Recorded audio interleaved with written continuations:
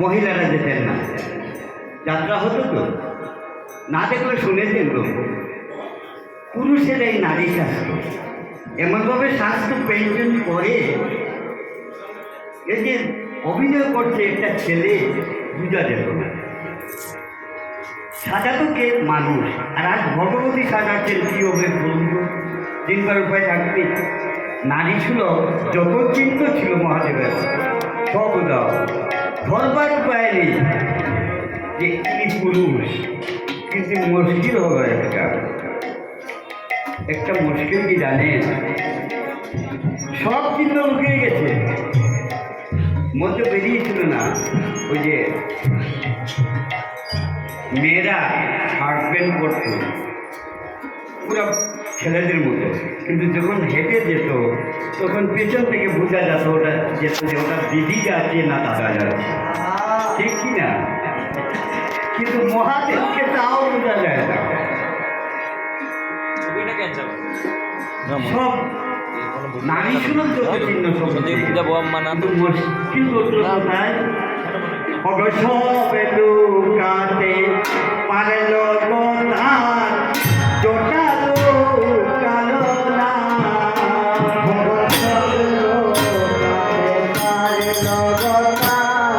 জোটালো কালো না, এগো সবে লুকাতে পারল তার জোটালো কালো না,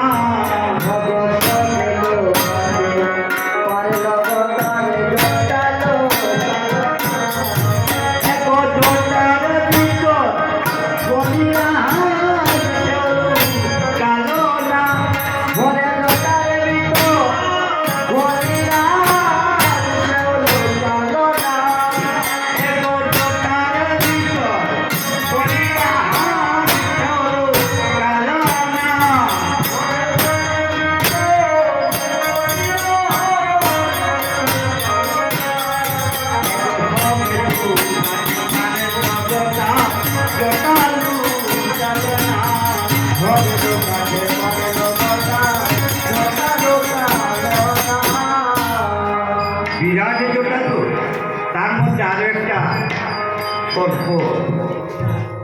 তো ভগবতী বলছে, ও স্বামী এটা কি করবে? বলেন তোমাকে ভাবতে হবে না, চলো ঢুকি।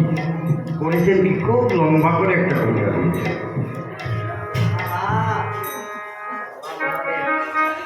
এইভাবে একটা কবিতা যে এই তো রাজমন্ডল, আর ওই দূরে বসে আছেন একা একা সব ব্রজকবিরা রাসমণ্ডপে, কিন্তু মহাদেব ওই দূরিয়া আলাদা।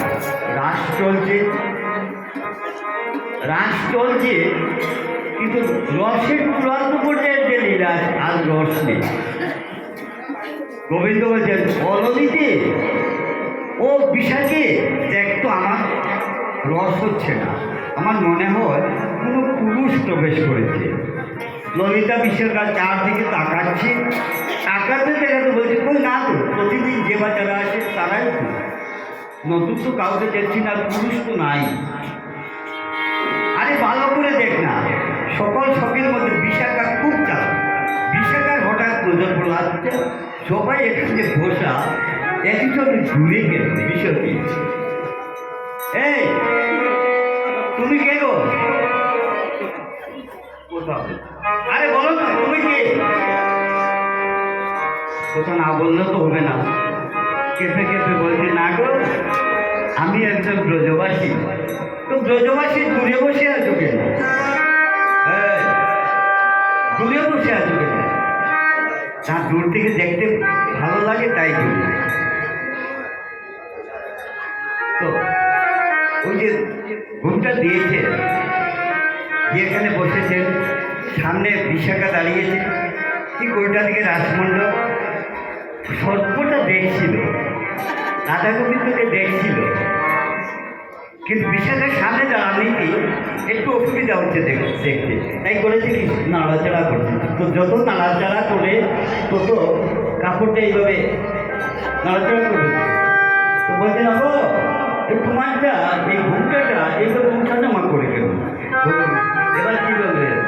বলছেন না আমি সতী নারী তো তাই উঠে আর নামে গো, উঠে আর নামে গো, উঠে আর নামে গো, উঠে আর নামে গো, সতীনাথের ঘুমটা উঠে আর নামে গো, সতীনাথের ঘুমটা উঠে আর নামে গো। আমি সতীনারী তো, তাই ঘুমটাটা ওঠা নামা করে। ও সতীনাথের ঘুমটা ওঠা নামা করে, এটা তো আমাদের জানা ছিল না। হ্যাঁ রে, সত্যি তো আমরা তো কোনোদিন শুনিনি।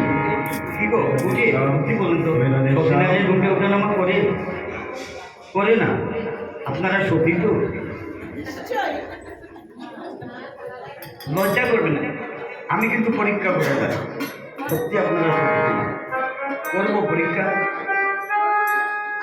আচ্ছা গো মা, আপনার স্বামী প্রয়োজন একজন, বেশি থাকলে বলুন না। আমি গ্যারেন্টি দিচ্ছি আপনার পরিবারে ঝগড়া লাগবে।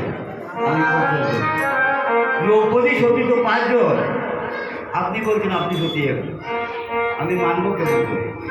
আচ্ছা গো মা, আপনার প্রয়োজন একজন? হ্যাঁ সত্য না, তার বেশি কারণ নেই।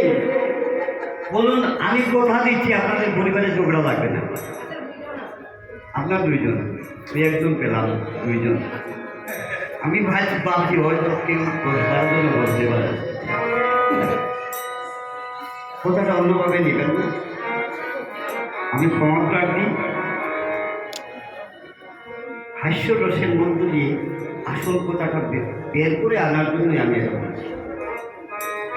আসলে সতী নারীর প্রতি একজন, যাকে আপনারা আমরা ক্ষতি বলে আঁকড়ে ধরেছি, সে আমার কেউ না, সে আমার কেউ না। এটা হলো বহির্জগতের একটা পরিচয়। তবে স্বামী যে আমি বিয়ে করেছি, চন্দ্র সূর্য অগ্নি সাক্ষী রেখে, তুমিও স্বামী, কিন্তু মূল তিনি না। সতী নারীর 2 জন পতি, সতী নারীর 2 জন পতি, সতী নারীর 2 জন পতি, সতী নারীর 2 জন পতি, বীরপতি আর জগৎপতি, বীরপতি আর জগৎপতি,